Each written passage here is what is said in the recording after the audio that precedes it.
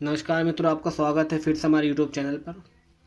हमने बीपीएससी 4.0 के लिए जो श्रृंखला स्टार्ट की है प्रैक्टिस सेट, आज हम उसमें इकोनॉमिक्स का हमने जो है आपका 20 क्वेश्चन बात कर लिया था। अब 20 क्वेश्चन आपका बचा हुआ है। जैसा कि आपको पता है कि आपका 40 क्वेश्चन का इसमें आपका सब्जेक्ट पूछा जाता है, 2 सब्जेक्ट। हालांकि हमने इससे पहले भी हिस्ट्री, ज्योग्राफी, पॉलिटी का कर लिया था। इकोनॉमिक्स का 20 क्वेश्चन हो गया। 20 क्वेश्चन का सेकेंड पार्ट आज हम करने वाले हैं।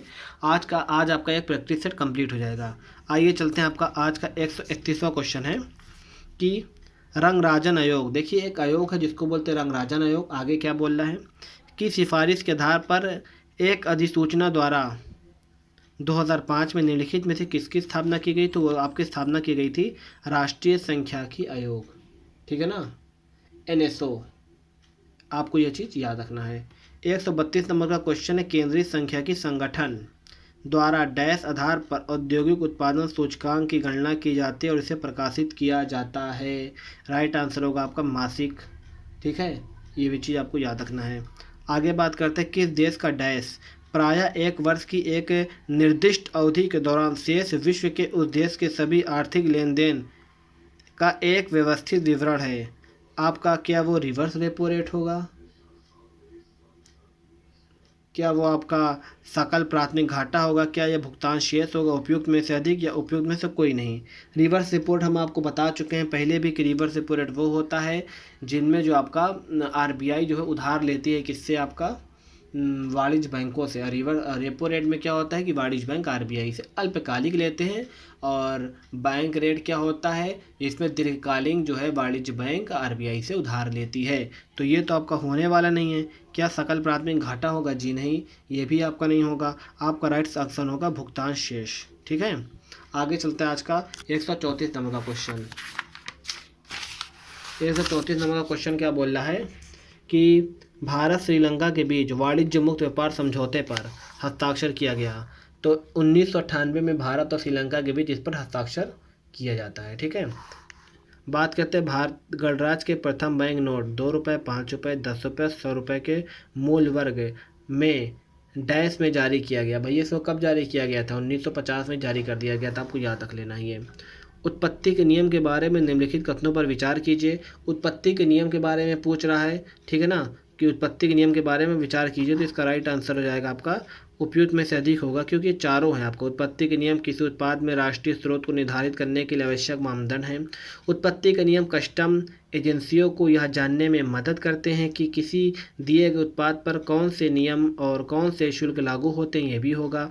इसका उपयोग व्यापार सांख्यिकी के प्रयोजन के लिए किया जाता है। हाँ, सही बात है ये। उसका महत्व इस तथ्य में प्रमाणित होता है कि कई मामलों में कर और प्रतिबंध आयातों के स्रोतों पर निर्भर करते हैं। जी, आपका ये डी आंसर होगा, मतलब उपयुक्त में से चारों। आज का 137 नंबर का क्वेश्चन है, मंदी के मामले में विस्तारवादी राजकोषीय नीति लागू की जाती है। मंदी क्या था? देखिए होता ये है कि आपका मंदी आती है लगभग 1929 में। हाँ, अमेरिका सेंसर जो शेयर मार्केट है वो डाउन हो जाता है, तब वहाँ पे आपकी मंदी की स्थिति बनती है, ठीक है ना। पूछा है मंदी के मामले में विस्तारवादी राजकोष नीति लागू की जाती है। अब कौन सी लागू की जाती है? इसका राइट आंसर होगा कर और दरों में कमी द्वारा। मतलब क्या करेंगे कि कर की जो दर है ना उसमें हम कमी कर देंगे मंदी की स्थिति में। प्रधानमंत्री जनधन योजना की घोषणा कब की गई है? बहुत प्यारा सा क्वेश्चन है यार। इसका 15 अगस्त 2014 को, कई बार रिपीटेड क्वेश्चन है।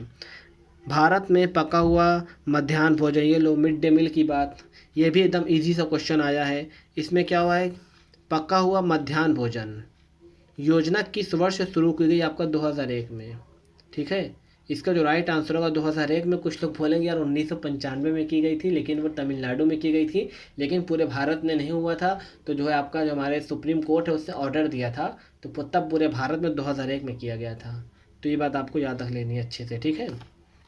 आपका बात करते हैं, खरीफ मौसम के दौरान निम्नलिखित में से कौन सी फसल नहीं उगाई जाती है?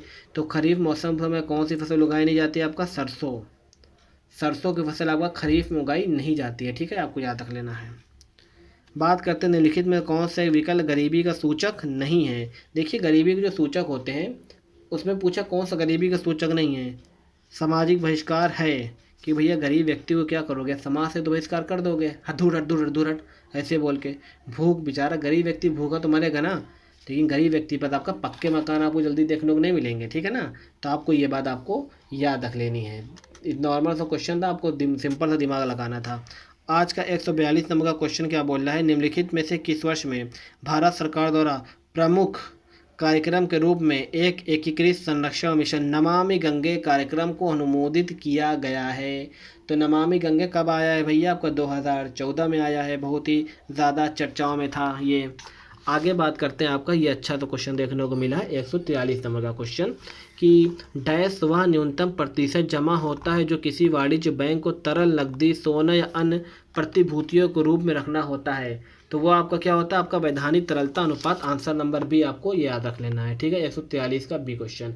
144 क्या बोल रहा है आपका, करेंसी नोटों के मूल्य की पहचान में दृष्टिबाधित व्यक्तियों की सहायता हेतु, मतलब जो देख नहीं सकते हैं, आरबीआई ने निम्नलिखित में कौन सा मोबाइल एप्लीकेशन प्रस्तुत किया है। ये आपका करंट में भी क्वेश्चन देखने को मिल जाएगा, ये हालांकि करंट का क्वेश्चन है।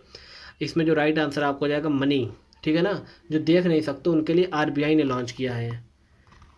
अगर आप करंट अफेयर पढ़ते हैं तो आप इकोनॉमिक्स से हैं तो आपको ये चीज़ ज़रूर देख लेना है कि कौन कौन से ऐप्स लागू किया गया खासकर बैंकिंग क्षेत्र में, ठीक है। 145 नंबर के क्वेश्चन की बात करते हैं।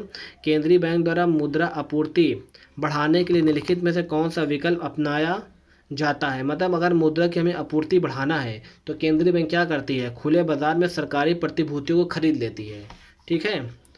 तो अब आगे बात करते हैं। डैश से चिप रहित एटीएम कार्ड अस्वीकार हो गए हैं और चिप आधारित मैग्नेटिक स्लिप वाले कार्ड प्रचलित हो गए हैं, ठीक है। इसका जो राइट आंसर हो जाएगा आपका बी। 1 जनवरी 2019 को क्या हुआ था कि जिसमें चिप नहीं रहती थी उसको हटा दिया गया था और जो चिप लगे होते तो उनको स्वीकार कर लिया गया 1 जनवरी 2019 को। आज का 147 नंबर का क्वेश्चन है WTO, मतलब जिसे वर्ल्ड ट्रेड ऑर्गेनाइजेशन, विश्व व्यापार संगठन की बात करता है, ठीक है ना। कृषि समझौता निम्नलिखित किस वर्ष अस्तित्व में आया। तो इसकी स्थापना कब की गई थी, 1995 में, ठीक है। बात करते हैं आपका सीमांत उपभोग प्रवृत्ति MPC उच्चतर हो जाने पर सरकारी व्यय गुणांक पर क्या प्रभाव पड़ता है। तो 148 नंबर का राइट आंसर हो जाएगा, यह अधिक हो जाता है, ठीक है। आगे बात करते हैं आपका 149 नंबर का जो क्वेश्चन है, निम्नलिखित में से किस वर्ष बैंक अधिनियम 1949 में से जम्मू एवं कश्मीर राज्य को छोड़कर शब्द हटा दिया गया। मतलब जो है निम्नलिखित में से किस वर्ष में बैंकिंग विनिमय अधिनियम 1949 में से जम्मू एवं कश्मीर राज्य को छोड़कर शब्द हटा दिया गया था। इसका राइट आंसर होगा 1956 में, ठीक है। अगला आज का लास्ट क्वेश्चन बहुत ही लंबा सा है, देख लेते हैं क्या बोल रहा है। शिशु मृत्यु दर के बारे में निम्नलिखित कथनों पर विचार कीजिए। पहला नंबर आपका है शिशु के जन्म दर से लेकर एक ठीक वर्ष तक की आयु के बीच की मृत्यु की संभावना है जो प्रति 10,000 जीवित जन्मों पर व्यक्ति की जाती है। क्या भैया, पहला क्या बोला आपका, यह शिशु जन्म से लेकर ठीक 1 वर्ष की आयु के बीच मृत्यु की संभावना है जो प्रति 10,000 जीवित जन्मों के व्यक्ति पर की जाती है। हाँ, ये तो सही होगा। वर्ष 1950 में शिशु मृत्यु दर 189.6 थी, तो हाँ ये भी सही हो सकता है। वर्ष 2019 में शिशु मृत्यु दर आपका 30 थी, हाँ 2019 में 30 थी, हाँ ये भी सही है।